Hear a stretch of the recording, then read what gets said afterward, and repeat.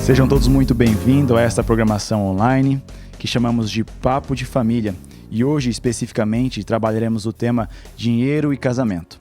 E para tratar desse assunto tão importante, nós convidamos aqui o casal Marcos Faria e Carla Faria, que são profissionais liberais da área do direito, também membros da nossa igreja e também são líderes do curso Dinheiro e Casamento, a Maneira de Deus.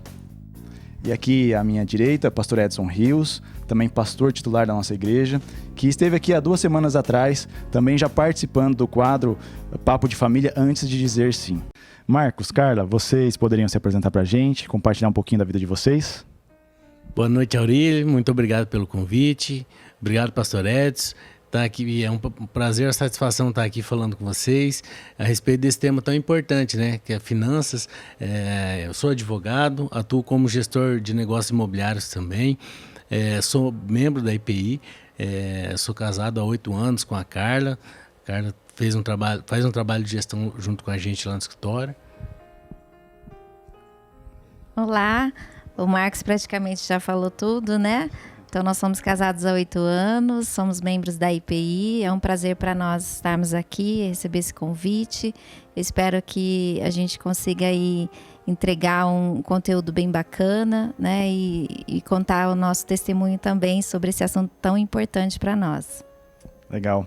Pastor Edson, muitas pessoas já conhecem o senhor, né? Mas compartilhe um pouquinho da vida do senhor, essa questão do trabalho fora do ministério. Eu estava lembrando que eu fui vendedor de limão na feira em São Paulo e saí de lá, entrei no Banco do Brasil como menor aprendiz, depois passei no concurso e no Banco do Brasil eu passei 35 anos da minha vida. Foram tempos especiais, aprendi muito com o banco, principalmente em termos de gestão, a questão financeira e pude também, nesse período, atuar bivocacionadamente, né? Ao mesmo tempo que ministério e igreja. Então, creio que ajudou a essa justa posição dessas 2 coisas que eu fiz na minha vida. Um prazer estar aqui com vocês também, com o Marcos e com a Carla, e que a gente possa de alguma forma contribuir com esses que estarão participando com a gente. Sintam-se à vontade, os nossos convidados, sejam bem-vindos aí, né? E para a gente começar o bate-papo, queria começar perguntando para você, Marcos, se teve alguma questão que marcou a sua vida financeira, o antes e o depois. Você poderia compartilhar com a gente? Sim, nossa vida financeira foi bem interessante, né? O nosso começo, nós que viemos de família simples, né? Vim do interior do Mato Grosso, vim estudar aqui em Dourados, tive toda aquela trajetória do estudante, né? Que vem tentar uma oportunidade, né? No mercado de trabalho, com uma formação acadêmica, né? Como eu falei, no direito. E nós nos conhecemos, né? Cada um com as suas finanças ali, né? A Carla já fazia um trabalho numa multinacional, eu já atuando na advocacia, e nós casamos, né? E com algumas questões ainda sem muito entendimento, principalmente em relação à ordem financeira, à unidade financeira, né? Então a gente teve esse momento aí que diferenciou do que é hoje o nosso casamento, né?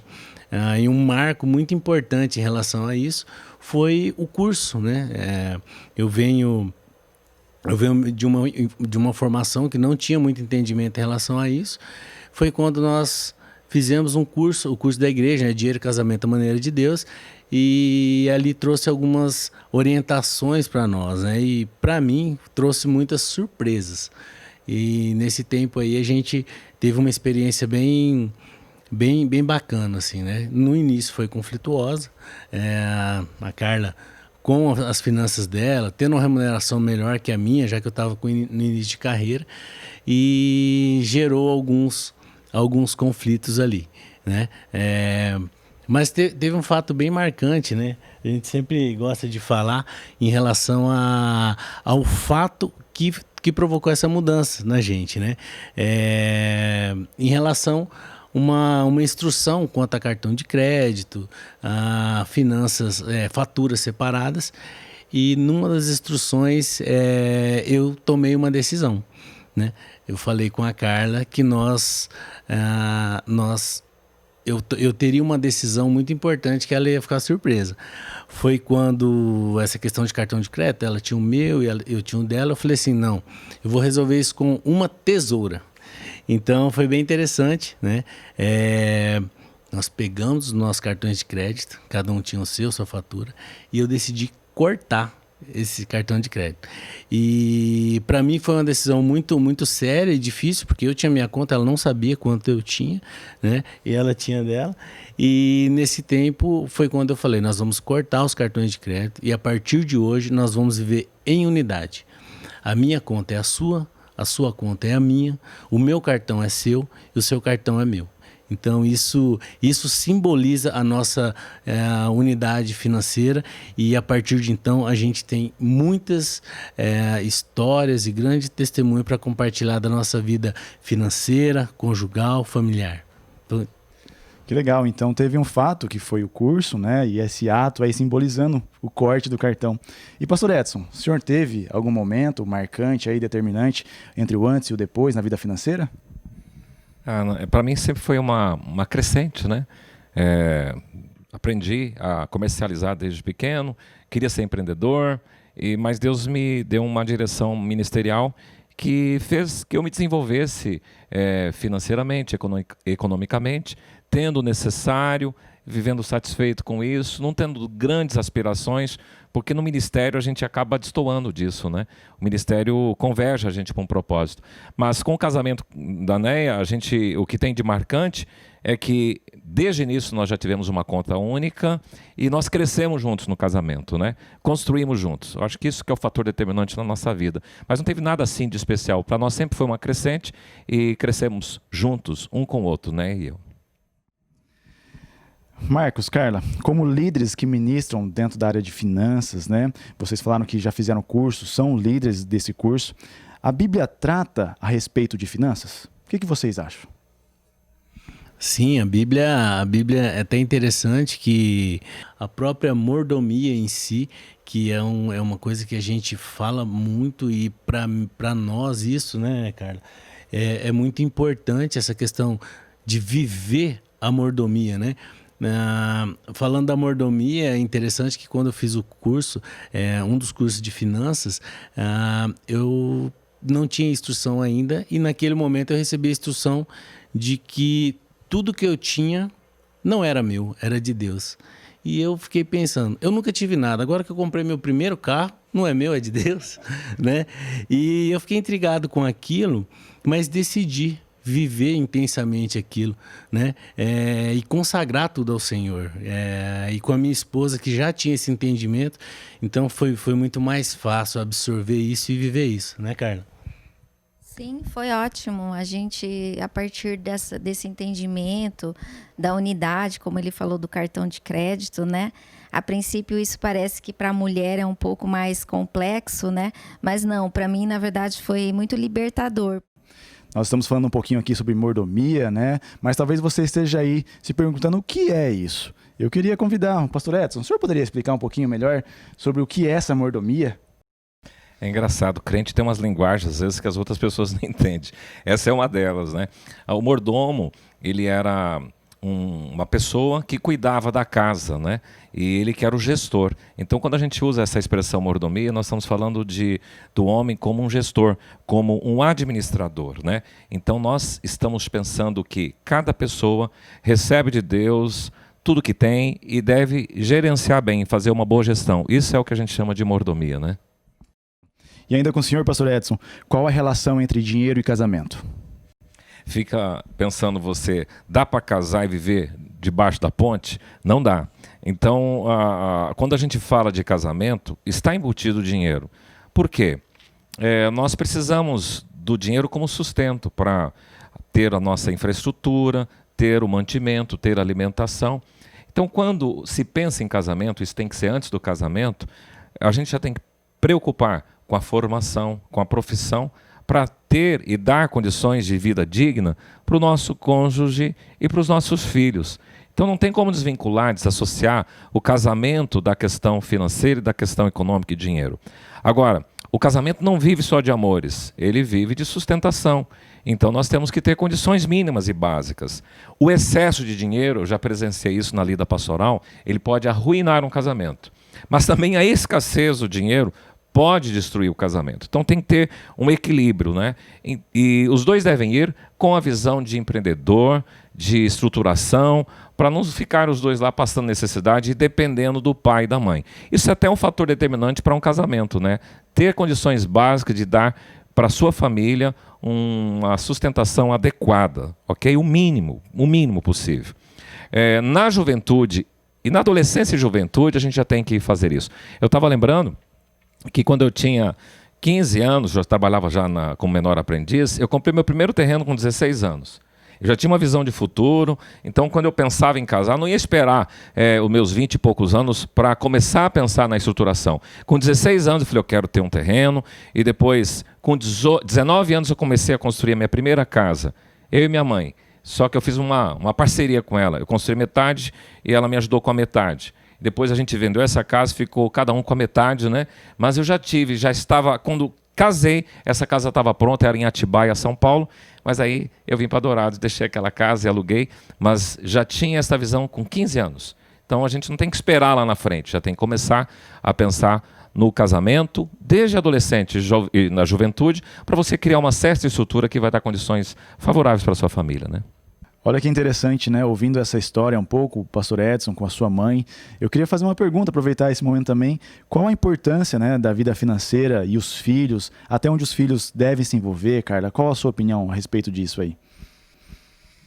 Com certeza, sim, é muito fundamental a participação de toda a família, né? Quando a gente fala do casamento, fala na unidade e com os filhos também, né? Saberem qual é a situação real da família, finanças, saber como está isso hoje, né? Na atual circunstância. Então, por exemplo, eu como filha, minha mãe sempre me posicionou sobre isso, inclusive me incentivou muito a me despertar para o empreendedorismo, como o pastor contou. Eu também tinha muita facilidade, habilidade de vender as coisas e ter o meu próprio dinheiro. E isso a gente trouxe para o nosso casamento.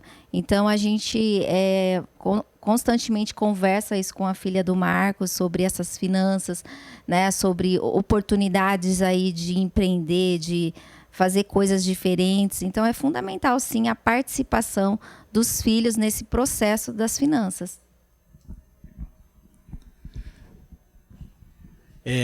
Pegando um gancho aí, né, que a Carla falando sobre essa questão do compartilhar, que é muito importante, né? A gente tá levando isso, levar isso para os filhos, né? Compartilhando os custos que geram na finança, a situação atual que o casal às vezes está passando, né? E também as conquistas, né? Os bônus, a celebrar aquelas coisas boas que têm acontecido.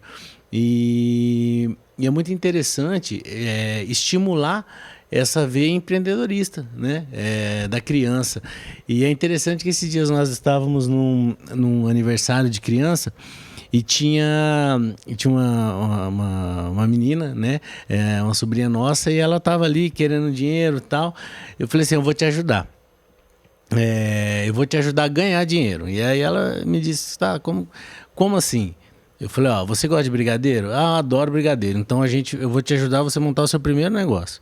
Então, eu vou investir em você. Vou comprar 5 latas de leite condensado, os brigadeiros, o chocolate. Você vai fazer o chocolate, vai fazer o brigadeiro e você vai vender. E eu vou ser o seu primeiro cliente, né? 10 bombons estão garantidos, e com isso você vai conseguir se organizar. Ela correu para dentro de casa, pegou a caderneta, então antes de comprar os produtos já tirou os pedidos, então todos que estavam ali na festa se envolveu, e no outro dia ela foi lá em casa levar os bombons, né? Toda alegre, faceira, ganhou um dinheirinho até legal, e aquilo ficou na memória dela. Então, eu penso que isso é bem interessante, a participação dos filhos em todo esse contexto, né? Porque a família é viver em unidade, né? Então, foi uma experiência bem legal e bem de encontro com aquilo que a Carla compartilhou, né? E é importante destacar, né, como vocês estavam falando sobre os filhos e estimular empreendedorismo, né? É importante também, quando a situação da família não está bem, que os pais sejam claros com os filhos. Porque às vezes os filhos têm algumas aspirações, alguns desejos, e os pais vão ter que falar: filho, papai não tem condição de fazer isso agora. A situação é essa. Porque tem muitas famílias que os pais tripudiam para dar tudo aos filhos sem explicar a realidade que eles estão vivendo. Então é muito importante, né, estimular o empreendedorismo, mas também trazer a clareza da real situação. Olha, papai não pode, por isso, por isso, por isso. E envolver o filho nesse processo, porque ele também um dia vai fazer gestão. Tá vendo, papai? Papai, mamãe, você precisa incentivar o seu filho aí a participar da sua vida financeira, também nas conquistas e também nas horas dos desafios. E, pessoal, diante dessa nossa sociedade, onde a mulher vem crescendo bastante, né, dentro do mercado de trabalho e vem conquistando seu espaço, às vezes até com um salário maior do que os seus maridos, e em contrapartida, que a Bíblia direciona que o homem é o provedor, que é o sustento da casa ali. Como é que a gente faz gestão diante dessa bagunça toda aí? Nesse caso é muito importante o casal se conhecer e saber quem realmente tem habilidade para fazer essa gestão, né? Porque realmente tem perfis diferentes. Às vezes um é mais analítico, o outro é mais influente, um tem mais habilidade com planilhas, o outro não. Então, quando o casal entra nesse ajuste, né, nessa gestão financeira, conhecendo o perfil um do outro, com certeza vai ser bem mais fácil, né, fazer toda essa gestão. E aí a questão da mulher às vezes está numa situação de condição financeira um pouco melhor, é um motivo até para celebrar entre o casal, porque a unidade nesse caso é da família, né? Não exatamente só da mulher ou só do homem. Exatamente, né? Como ela colocou, essa questão das habilidades, né? Ela é fundamental para você identificar, né, esse perfil. Quem gosta mais de lidar com as planilhas, com as organizações, pagamentos, né? Fechamentos. Então, isso tem nos ajudado bastante e a gente não tem conflito, né? Sobre isso, em casa é muito tranquilo. Em relação a essa parte de ser o cabeça, né? Eu tenho entendimento, nós temos esse entendimento, né, do cabeça do lar, né, o homem como cabeça do lar, mas e respeitando os papéis de cada um dentro do casamento. Interessante que no aspecto de liderança, o bom líder, né, ele não é aquele que faz sozinho, mas ele sabe fazer uma boa gestão. Então, na liderança da família, um marido, e é importante todos nós aprendermos isso, né? Deus vai requerer dos homens a responsabilidade, a resposta pela sua família. Agora, uma boa liderança, ele faz a gestão compartilhada. Então, é importante ouvir. O orçamento, por exemplo, é uma construção do casal. Porque vão entrar as receitas, vão entrar as despesas, e eles participam. Então, essa ideia de casamento não é mais agora o teu e o meu, mas é o nosso. Então a gente unifica, faz um orçamento único, muito importante essa situação de contas únicas, exceto quando tem necessidade de empresas que exigem contas bancárias, então tem que ser separadas. Mas uma só vai centralizar o orçamento e a conta. É muito importante elaborar esse orçamento. Então a gestão, ela tem que ser feita, como a Carla mencionou, com aquela pessoa que tem mais habilidade. Não é porque ele é o líder da casa que ele vai dizer assim, vai ser comigo. Não. Às vezes ele é uma pessoa não tão econômica como a esposa, então deixa a esposa fazer isso e vão fazer bem feito. Há um ganho aí e é muito importante que essa gestão seja compartilhada com prestação de contas. Eu acho que você uma vez já mencionou, Marcos, aquela visão dos encontros. Como é que vocês chamam isso no curso? Isso, nós temos a questão dos encontros financeiros, né? Nós tivemos esse entendimento justamente no curso, em relação a sentar periodicamente, né, e fazer um balanço, né? Nós que somos profissionais liberais, não temos uma renda fixa mensal, então nem sempre é possível ajustar aquela entrada, aquele ganho mensalmente. Mas em relação às despesas, os nossos compromissos financeiros, a gente sempre faz esse ajuste, né? Então, no nosso caso, por exemplo, nós nos encontramos uma vez por mês, a gente marca um dia de semana, geralmente às terças-feiras nós fazemos isso, a gente dá uma ajustada, né? Isso aqui a gente tem que melhorar um pouquinho e tal, isso aqui dá pra gente investir, e tem sido muito bacana. No começo, Pastor, sinceramente, saía faísca nessas conversas. Onde que a gente treinava com um copo d'água. Um dava um gole no copo d'água, ficava para ficar quieto e o outro falava. Então, dessa forma, era uma ferramenta que nós usávamos para que cada um pudesse falar sem o outro interromper. Com a evolução disso, nós amadurecemos bastante em relação a isso. Hoje é bem diferente, né? A gente tem tido esse tempo de qualidade. Às vezes existe uma energia sim na tomada de decisão, mas uma coisa que a gente aprendeu, isso é um valor e um princípio que a gente tem dentro de casa, é a celebração. Sempre quando a gente termina os nossos encontros financeiros, a gente celebra. Então, no nosso caso lá em casa, a gente celebra com um jantar. Então a gente faz um jantar, come uma pizza, né?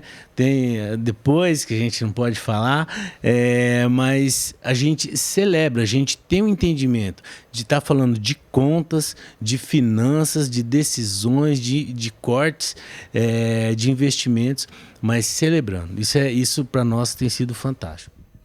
Olha, eu acho que esse assunto sobre encontro financeiro, ele cai muito bem na situação e no momento que nós estamos vivendo, né? E eu percebo que, pelo fato da pandemia, há muitas pessoas devendo, o cartão de crédito já está estourado, as contas estão vencendo. E, pessoal, qual a dica prática que a gente poderia dar para essas pessoas, né? O que elas poderiam fazer para que elas tivessem o melhor resultado da sua gestão financeira?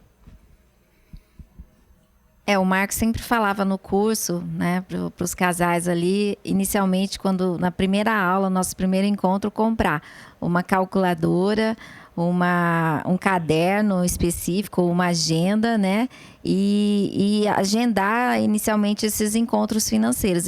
Inclusive, a gente sempre depois, nas próximas aulas, escutava o feedback dos casais, como tinha sido aquela experiência, né, porque é uma ferramenta prática que, se você colocar em seguida aí na sua semana, no seu mês, você já consegue ver um resultado em relação a isso, né?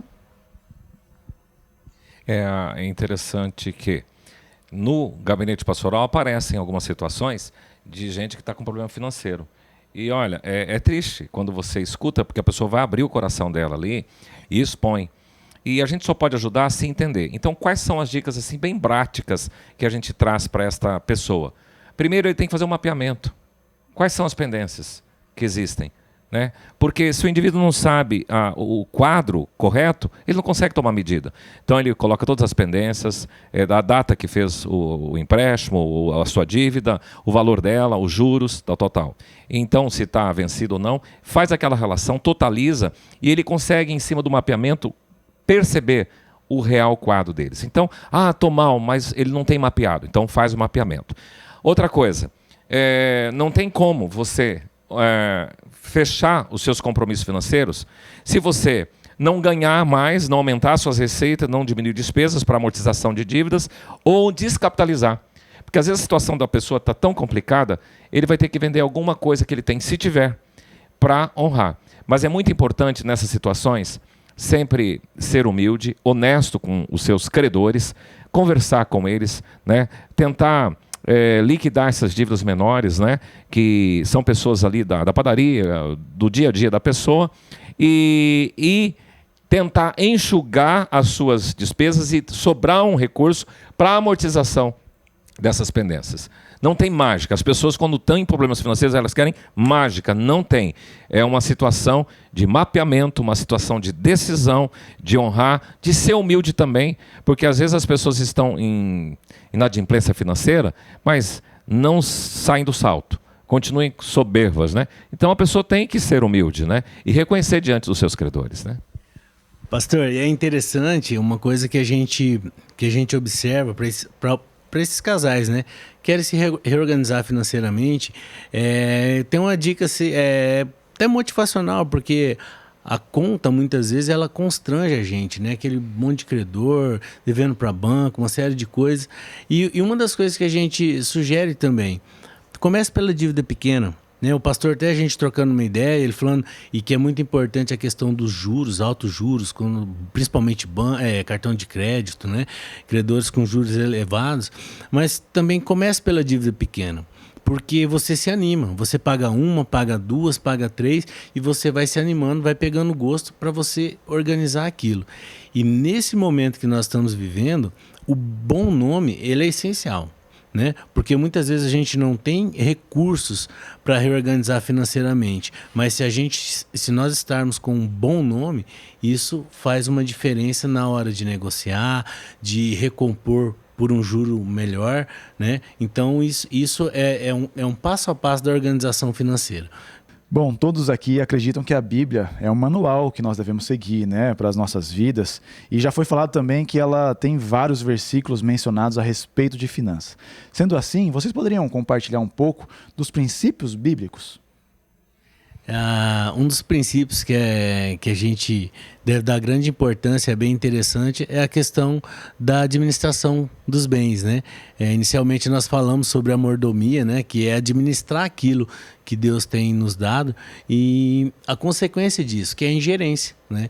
A ingerência daquilo que está sendo confiado a você para que você administre, isso vai ter um preço, né? E geralmente você, com um mau gerente na sua empresa, certamente vai levar à demissão. Então, muitas pessoas têm vivido essa demissão patrimonial pela ingerência. E fazendo um gancho sobre isso, até linkado à minha profissão, que eu atendo algumas pessoas, contratos de banco, de financiamentos, enfim, é a questão do fiador. É uma das coisas que a gente fala bastante no curso, e conheço várias pessoas que vivem problemas e não conseguiram se reorganizar até hoje financeiramente com essa questão de ser o fiador, de ser avalista, né?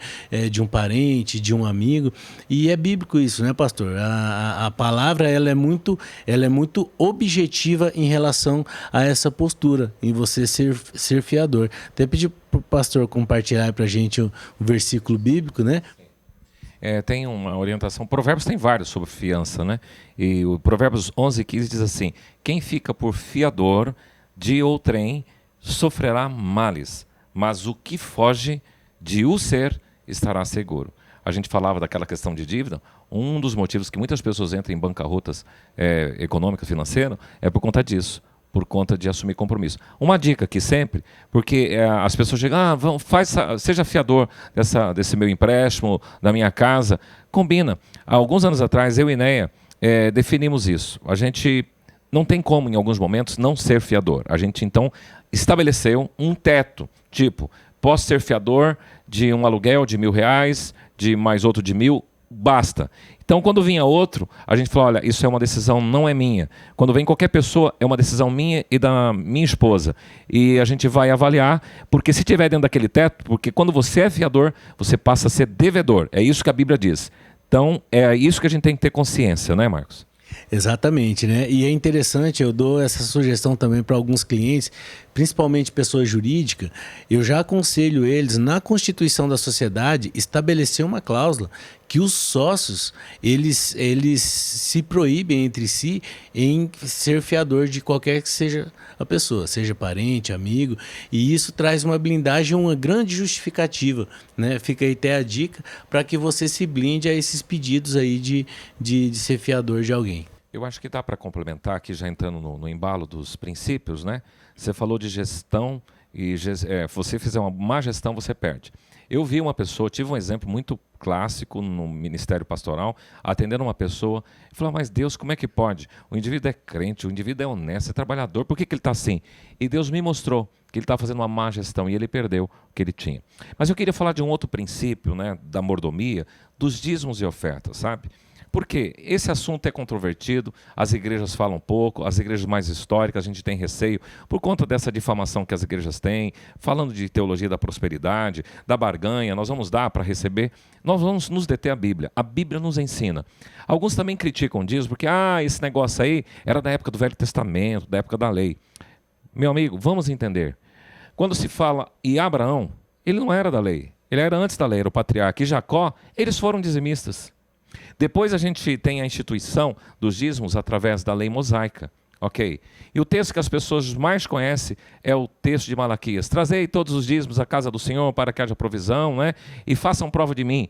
Então há essa expressão. Aí as pessoas que talvez tenham a sua justificativa falam, não, dízimo é uma questão do Velho Testamento. Mas a gente encontra Jesus depois dizendo, em Mateus 5, que se a nossa justiça não exceder a dos escribas e fariseus, não entrareis no reino dos céus. E aí Jesus está falando, certa vez com os escribas e fariseus, falando assim: vocês dão o dízimo do endro, do cominho, da hortelã, dessas coisas pequenas. Continue fazendo isso, mas sem omitir a graça, a misericórdia e o amor. Então, há uma ratificação do Senhor, porque a referência nossa sobre o dízimo é a 10ª parte de todo o que eu ganho. A palavra dízimo não tem como sair diferente, é a 10ª parte. Eu sou contra o dízimo. Mas como assim? Eu creio que nós devemos ser além do dízimo. Porque quando Paulo está instruindo a igreja de Corinto, até tem um texto interessante, que ele fala assim: cada um contribua segundo tiver proposto o seu coração, não com tristeza ou por necessidade, porque Deus ama quem dá com alegria. Então muitas pessoas querem combater o dízimo usando esse versículo. Deus tem que fazer de acordo com o seu coração e Deus ama quem dá com alegria. Só que no versículo anterior diz o seguinte: isto afirmo, aquele que semeia pouco, pouco também ceifará, e o que semeia com fartura, com abundância também ceifará. Bom, qual é o princípio referencial de contribuição no Velho Testamento? É o dízimo. O dízimo é o mínimo. Então nós podemos ser dizimistas e fazer isso com alegria. E Deus honra. Eu sou dizimista, posso falar com muita tranquilidade, desde os 11, 12 anos de idade, quando vendia limão na feira. E sempre recebia no dia 20, estava lá o meu provento e era do bruto. Eu sempre entendi que era da minha receita. E nunca me faltou. Graças a Deus, Deus sempre me honrou. Então falo isso com tranquilidade, não para vanglória, mas para ensinar, para ser pedagógico, aquelas pessoas que duvidam disso. Eu participo da igreja e vejo muita gente. As pessoas que têm mais dificuldade de ser dizimistas, sabe quem são? As pessoas mais abastadas, as pessoas simples não. E Deus tem honrado. Mas o percentual mesmo para ambas as pessoas. Mas esse é um princípio interessante, né? Pastor, é interessante, né? Complementando essa questão do dízimo também, e como o pastor falou, além do dízimo, a oferta, eu tenho falado muito de forma prática. Gente, coloca a mão na carteira. Ajuda as pessoas. Não fica dando moeda para as pessoas, né? Dando roupa velha, né? A gente até esse dia estava conversando sobre isso. Ajuda as pessoas, dá esse passo de fé. Faz isso. Coloca a mão na carteira. Ajuda as pessoas, se comovam. Eu sempre falo, vai no supermercado, cara, liga o radarzinho. Tem alguém ali precisando passar alguma coisa e está faltando dinheiro. Ajude. Tem pessoas aí que estão sedentas de ajuda, precisando de ajuda. E a gente tá com a antena ligada, tá com o radar ligado. Dá esse passo de fé que vocês vão ver a diferença aí para quem está assistindo a gente e tem essa vontade de fazer isso e às vezes não sente um pouco acanhado e tal. Vai sentir a diferença. Eu acho que aí, Aureli, fechando essa questão de princípios, é a ideia da generosidade. A Bíblia ensina muito sobre doar. E às vezes a gente pensa que doar é só dízimo. Você tem que doar o seu tempo para Deus. Tá? Você tem que doar suas habilidades, capacidades. Você como profissional, quantas vezes você não pode ajudar uma pessoa pelo conhecimento técnico, pessoa que está desprovida de recursos, vai lá, eu vou ajudar na sua causa, né? Então a gente já teve experiências assim. Então nós precisamos aprender a doar o nosso tempo, doar as coisas que estão lá obsoletas dentro de casa e para alguém vai ser útil. Aprender. Esse é um princípio do Senhor. Porque Deus amou o mundo de tal maneira que deu o seu Filho. É da generosidade, é da doação. Essa é uma lei importante. E lei da semeadura. Você vai semear e você vai colher. É assim que a Bíblia ensina. E é muito interessante porque nós temos um testemunho separado para você aí que está assistindo a gente, que fala bastante a respeito do dízimo e da oferta. Acompanhe com a gente esse vídeo.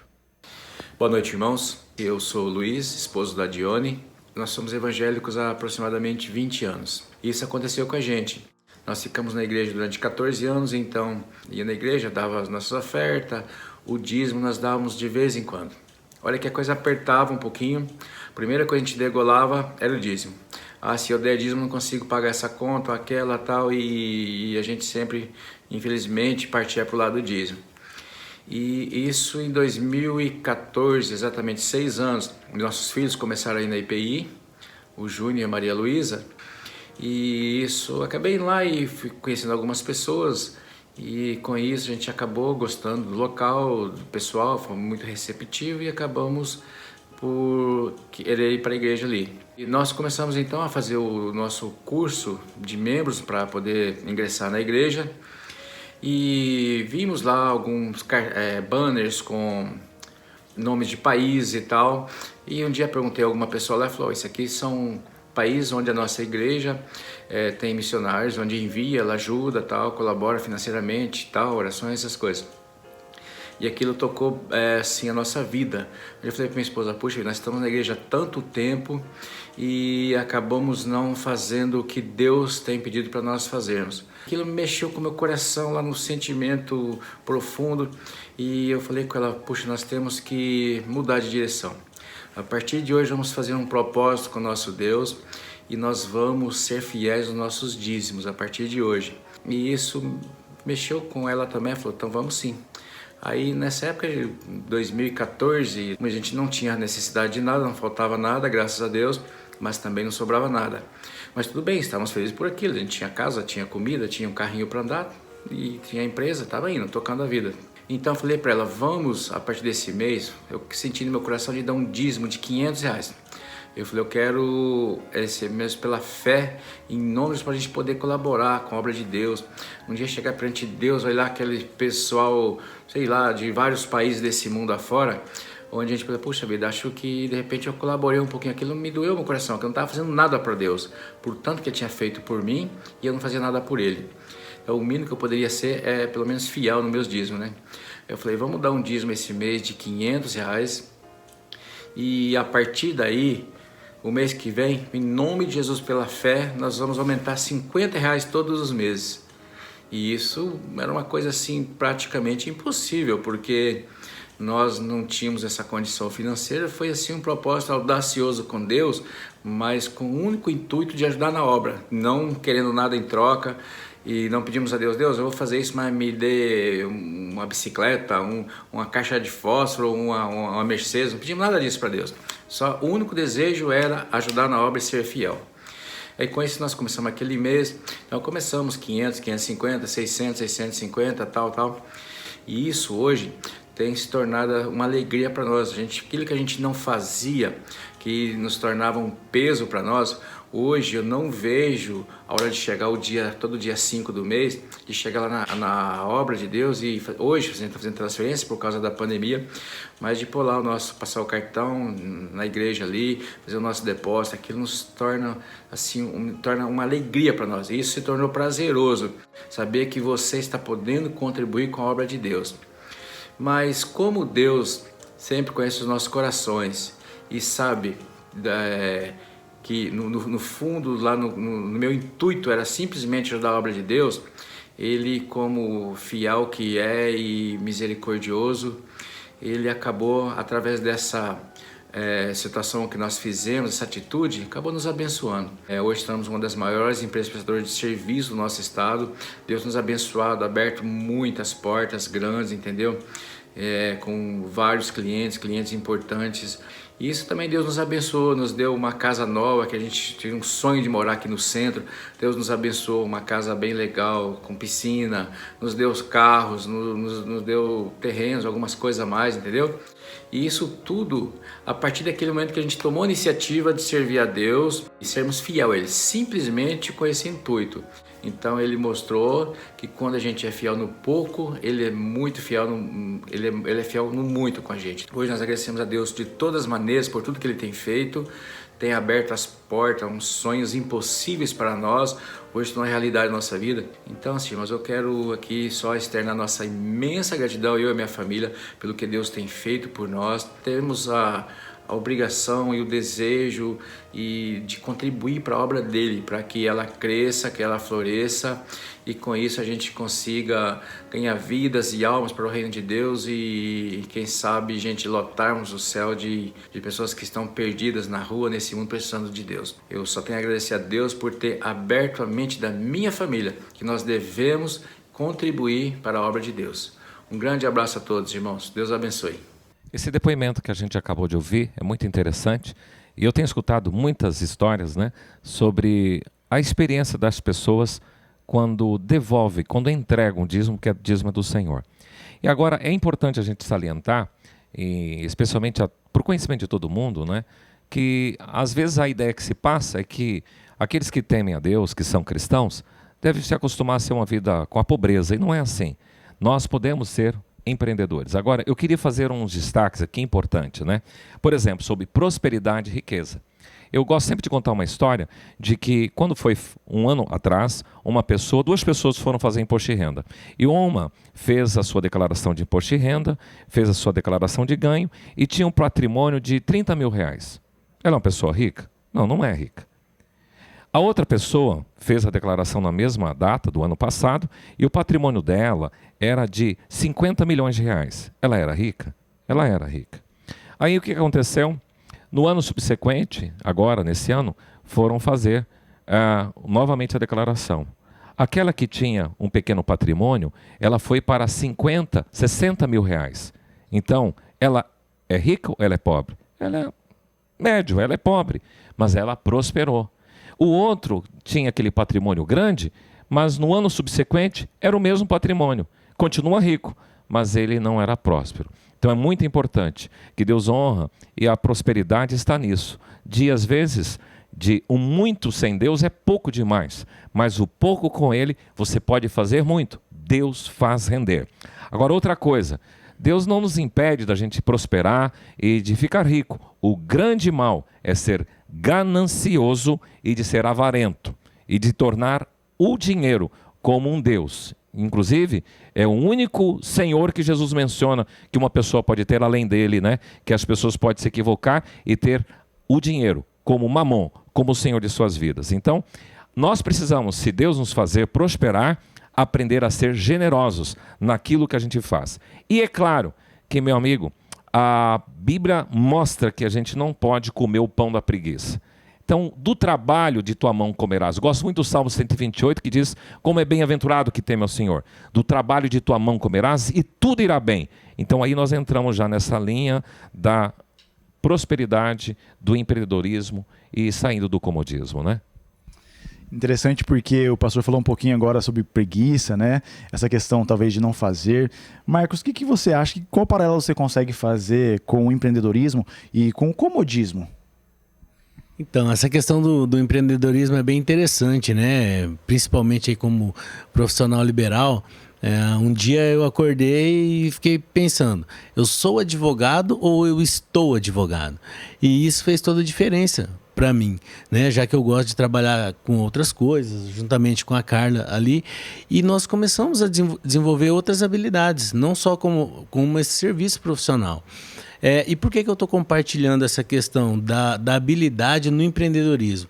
Porque uma coisa que eu sempre me incomodei, e a Carla, a nossa unidade, a nossa união, na verdade, contribui muito com esse entendimento, que é gerar riqueza no sentido de ajudar as pessoas, né? É como o pastor falou, você não pode se tornar servo do dinheiro, mas quando você desenvolve essas habilidades para gerar emprego, para gerar riqueza, para ajudar as pessoas, para ajudar a comunidade, os irmãos, isso é muito interessante e com certeza esse é o maior motivador. Porque esse é o propósito. O propósito do empreendedorismo é justamente nesse sentido, né? E com certeza a gente vem buscando cada vez mais, mas sempre seguindo esse propósito, né? Crescer e contribuir. Esse é o nosso lema, o nosso valor que a gente tem seguido diariamente. Legal. Numa entrevista recentemente na televisão, eu percebi que durante essa pandemia as pessoas têm aprendido a viver com pouco, né, e fazer reservas. Vocês concordam com isso? Teriam algumas outras lições para trazer aqui para a gente? É interessante porque logo que surgiu toda essa situação de contingência, a gente ficou com um certo receio. Vai faltar comida? Como é que vão ser as coisas? A questão econômica. Então, a gente começou... Para cada família funcionou assim, né? Cada um com a sua característica pessoal. Mas em casa mesmo a gente fez uma revisão orçamentária e a gente reduziu algumas coisas, a gente fez alguns cortes. Então, a gente começou a perceber que nós podemos viver com pouco. E a gente tem que fazer adaptações. É até interessante que Paulo escreve uma carta à igreja de Filipenses, e ele diz assim, aprendi a viver contente em toda e qualquer situação. Então ele aprendeu a ter o contentamento. Tanto sei ficar bem na escassez como na fartura, né? E ele depois diz, tudo posso naquele que me fortalece. Então a primeira coisa é isso. Então a gente aprendeu a não desperdiçar, a valorizar as coisas, a economizar, a distinguir necessidade de desejo, que às vezes a gente está trabalhando só com relação ao nosso desejo. E Deus há de suprir todas as nossas necessidades. Apesar que, lá em Salmo 37, diz, agrada-te do Senhor, Ele satisfará os desejos do teu coração. Deus faz até uns gostinhos, né? Uns caprichos, né? Na nossa vida. A outra coisa é de economizar e ter reservas. Porque as pessoas hoje estão vivendo para hoje esquecendo da amanhã. Quantos de nós já não conhecem pessoas? Eu conheci colegas do ministério que não contribuíram com a Previdência. Chega no final da vida, não tem recurso para se sustentar. Então a reserva ela é muito importante. A começar com o seu programa de previdência, seja público, o INSS, que muitas pessoas às vezes não dão valor, mas ele te dá um resultado depois, ou então uma previdência privada. A Bíblia ensina a ser previdente. Em Provérbios 6,6 diz assim, vai ter com a formiga preguiçoso e considera os seus caminhos, porque ela não tem chefe, ela não tem oficial nem comandante, mas no estio ela prepara o seu pão e na cega junta o seu mantimento. Então por quê? Vai chegar o inverno e ela vai estar abastecida. Então eu creio que a pandemia me ensinou bastante sobre isso. A viver de forma mais restrita e a gente aprender a adaptar e a trabalhar com as nossas reservas, porque pode acontecer qualquer coisa lá na frente. Como é que eu vou fazer para ficar nos próximos 3, 4 meses se eu não tiver essa reserva? Outra coisa interessante, pastor, que é válido falar, que a pandemia também trouxe um novo momento, né? E nesse novo momento eu me recordo muito do versículo de Romanos 12, que fala que para nós não nos conformarmos com esse século, com esse momento e nos renovarmos através da nossa mente. Então, o que a gente pode fazer de diferente, né? O que a gente pode inventar, criar, né? E é uma grande oportunidade aí para toda a humanidade, né? Nós não estamos falando só de uma região, de um país, nós estamos falando de mundo.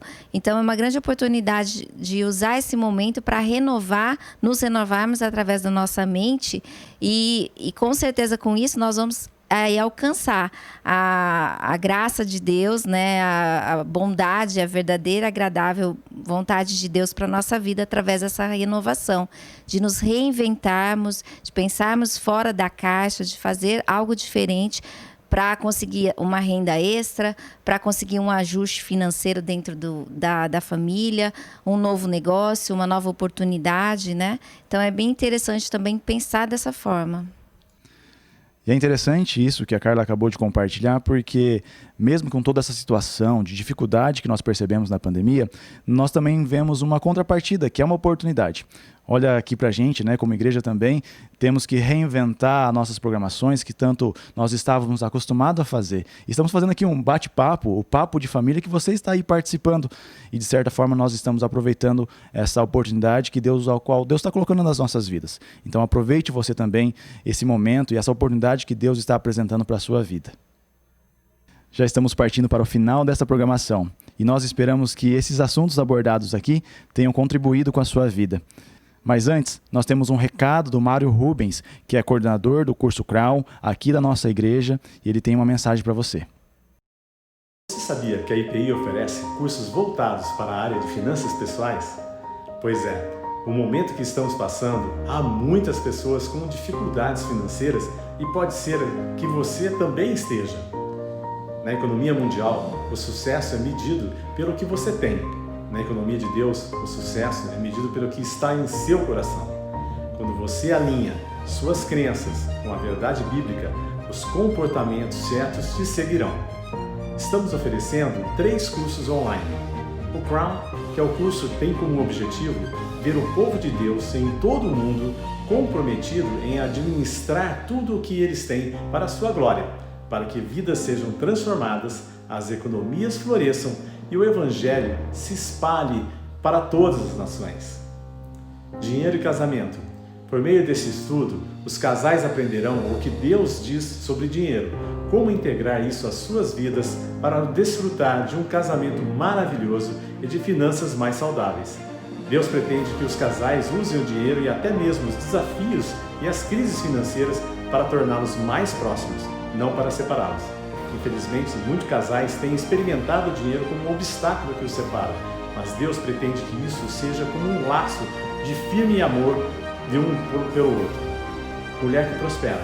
A mulher que prospera é inspirada nos conselhos infalíveis da mãe do rei Lemuel, que encontramos em Provérbios 31, aplicado às mulheres do século 21. Seus ensinamentos irão ajudá-la a alcançar a prosperidade integral, como foco em 5 áreas críticas de sua vida: seu relacionamento familiar, o desenvolvimento de suas habilidades pessoais, um caráter generoso, o legado que deixará a seus filhos e sua relação íntima com Deus. Aproveite bem o seu tempo e se inscreva em nossos cursos, pois ainda temos algumas vagas. Deus te abençoe. Quero mais uma vez agradecer a presença, Marcos, Carla, Pastor Edson. Mas antes eu queria perguntar se vocês têm alguma consideração final. Foi um tempo muito especial estar aqui com vocês, ter esse momento aí compartilhando essas experiências, falando um pouquinho também daquilo que Deus fez na nossa vida, da mudança que Ele fez e transformação, e hoje a gente poder compartilhar esse extraordinário de Deus na nossa vida. Não é, Carla?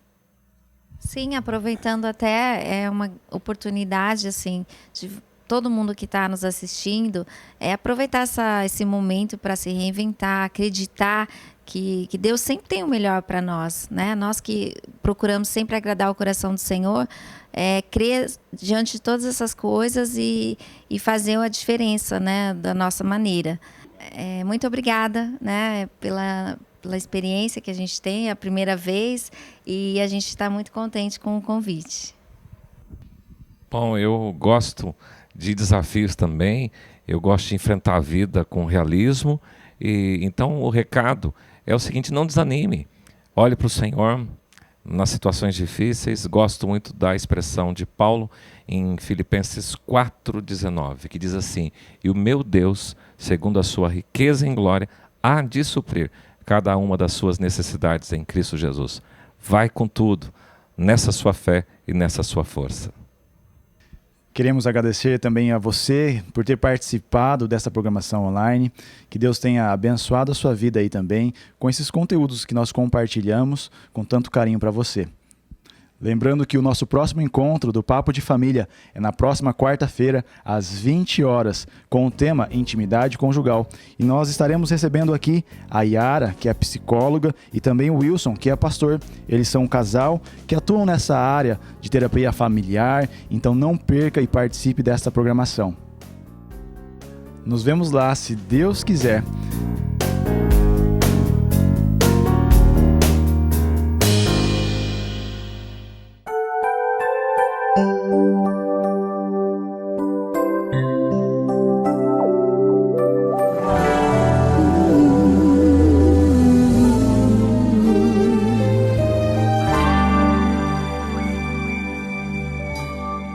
Sei que estás aqui, Senhor. Podes perceber quem sou. Podes ver se há em mim um verdadeiro adorador. A minha oferta ofereço a ti, Deus meu, pra reconhecer que nada tenho, tudo é teu. Quero te adorar, ainda que a figueira não floresça. Quero me alegrar, mesmo se o dinheiro me faltar. A vitória vem, mesmo que pareça que é o fim. Pois tu és fiel, Senhor, fiel a mim.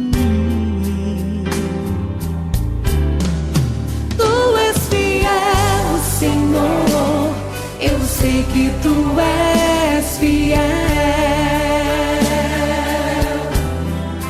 Tu és fiel,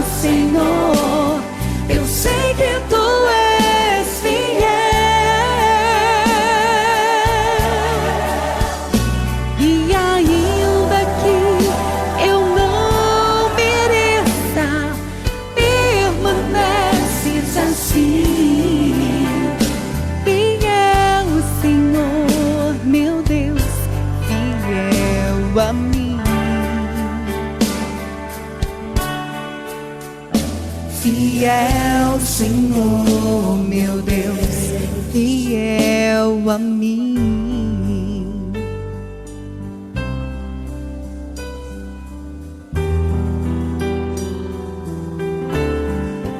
A minha oferta eu ofereço a ti, Deus meu, pra reconhecer que nada tenho, tudo é teu. Quero te adorar, ainda que a figueira não floresça.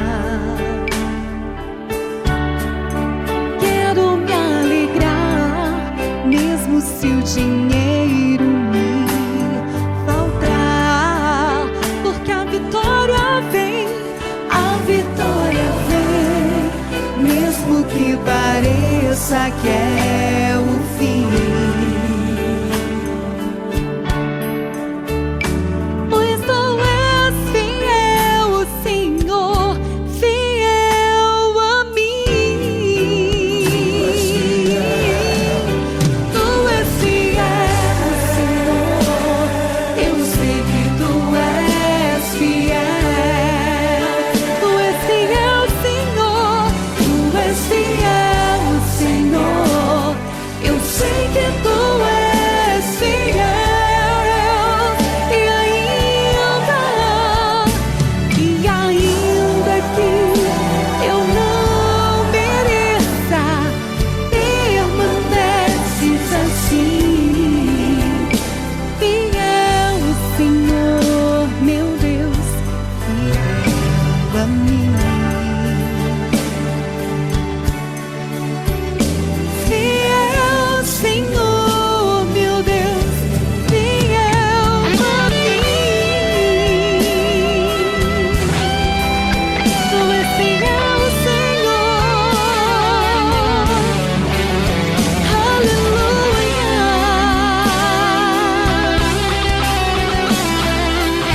Tu és fiel, Senhor.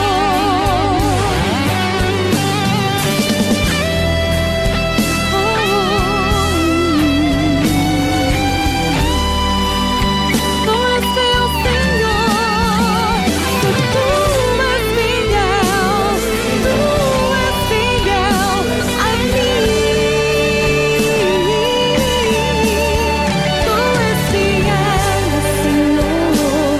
Eu sei que tu és fiel. Tu és fiel, Senhor. Eu sei que tu és fiel.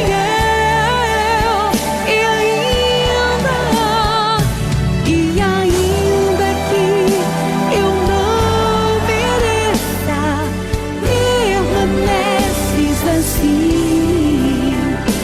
Fiel, Senhor, meu Deus, fiel a mim. Fiel, Senhor, meu Deus, fiel a mim. Fiel, Senhor, meu Deus, fiel a mim. Fiel a mim.